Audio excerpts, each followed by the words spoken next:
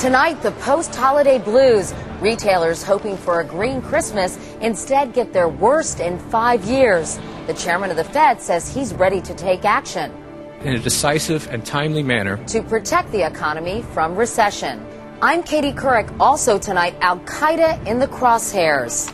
Let's go, let's go, let's go! CBS News takes you to the front lines as the U.S. unleashes one of the biggest offensives of the Iraq War. Make to eject, eject. Hundreds of F-15s flying with a faulty part are grounded, some for good. And a deer in the headlights. A new system designed to keep one of the biggest dangers on the road off the road.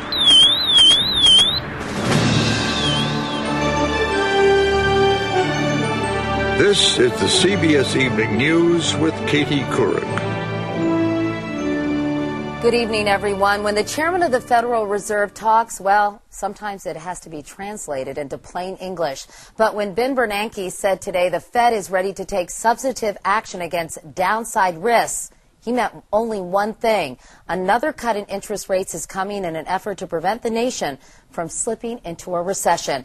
In the latest sign of a slowdown, America's retailers today reported December sales rose less than 1%.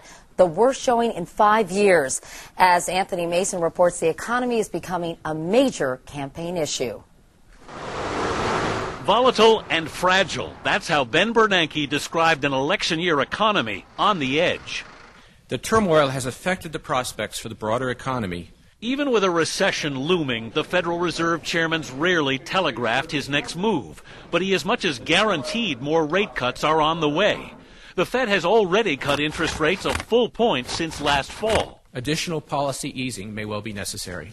Translation, the economy needs help in a hurry. Unemployment is rising. Consumer spending is weakening because of a housing slump yet to hit bottom. A broken mortgage market means a slow-growing housing market, declining home values, and a lethargic consumer. Without a consumer, there's no locomotive for American growth. And inflation is rearing its ugly head again. At the supermarket, for example, we're seeing the biggest spike in food prices in 17 years.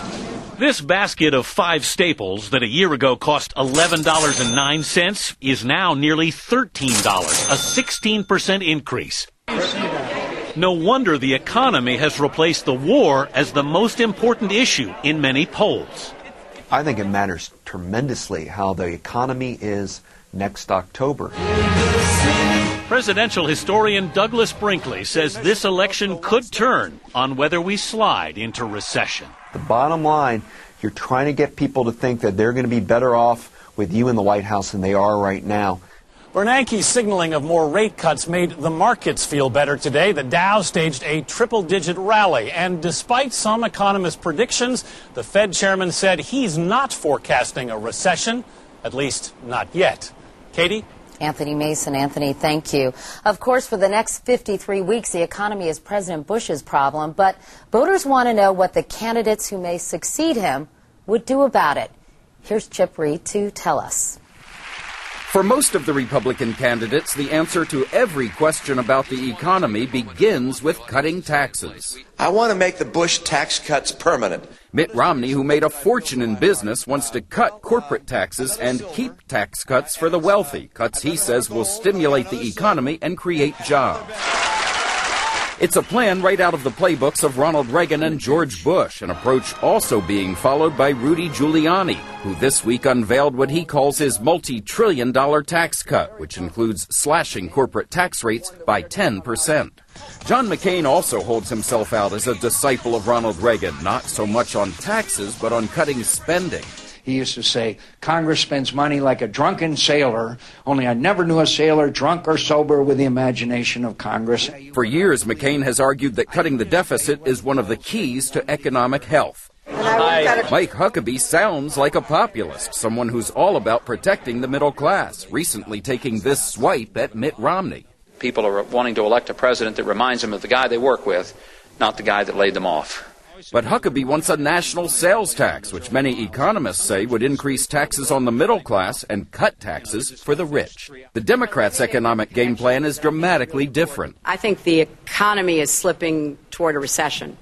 They say what's needed is help for the middle class, not for corporations and the wealthy.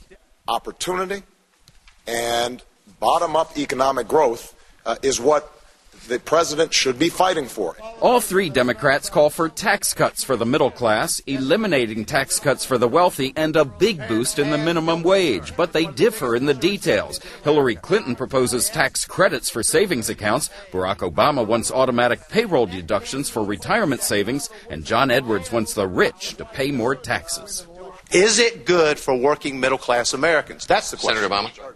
And with the economy becoming such a huge issue in this campaign, how voters respond to those various economic plans could very well make the difference in which candidate makes it all the way here to the White House. Katie? Chip Reed. Chip, thank you. Meanwhile, an endorsement today by a former presidential candidate tops our CBS News Campaign 08 notebook. Barack Obama. Senator John Kerry, the Democratic nominee in 2004, threw his support behind Barack Obama. It's seen as an obvious slap against John Edwards, Kerry's 04 running mate. Kerry also took aim at Bill and Hillary Clinton, who have said Obama lacks experience. When we choose a president, we are electing judgment and character, not years on this earth. Besides his endorsement, Kerry can offer Obama access to a huge email list of supporters, 3 million men and women who have never hesitated to donate money. I am ending my campaign. Meanwhile, Bill Richardson made it official today after finishing fourth in Iowa and New Hampshire. The New Mexico governor dropped out of the race.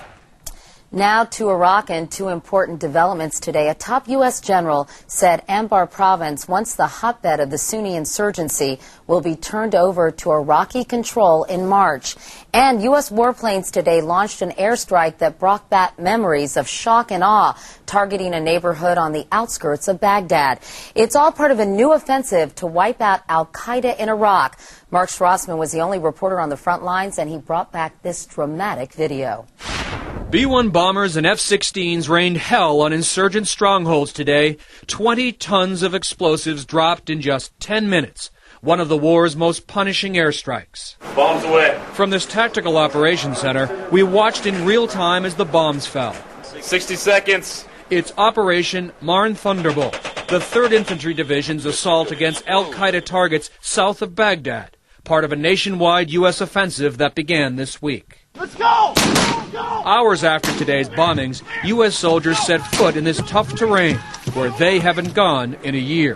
The airstrikes we saw today started in an area about a kilometer from here. Lieutenant Colonel Mark Solomon says where we stood was the absolute tip of the spear. From where we're standing right now, how much further down the road until we're in some pretty dicey territory? About 100 meters. This area is now secured, but it's still not safe. When you walk around here, it's only in the Humvee tire tracks or Bradley tracks. Anywhere else, and you could be right on top of pressure plate IEDs, part of a minefield left behind by insurgents. Missile 1. Insurgents were firing from inside this building until Apache helicopters found them. In this video, 4 insurgents walk across a field trailed by a dog. A Hellfire missile strikes. The terrified dog scampers away. One insurgent sprints for his life, but not for long. One of the individuals has a backpack on. A backpack loaded with explosives, struck by another Hellfire missile. The goal, keep pushing. Make al-Qaeda here run out of room and run out of fighters. Mark Strassman, CBS News, Zambernia, Iraq.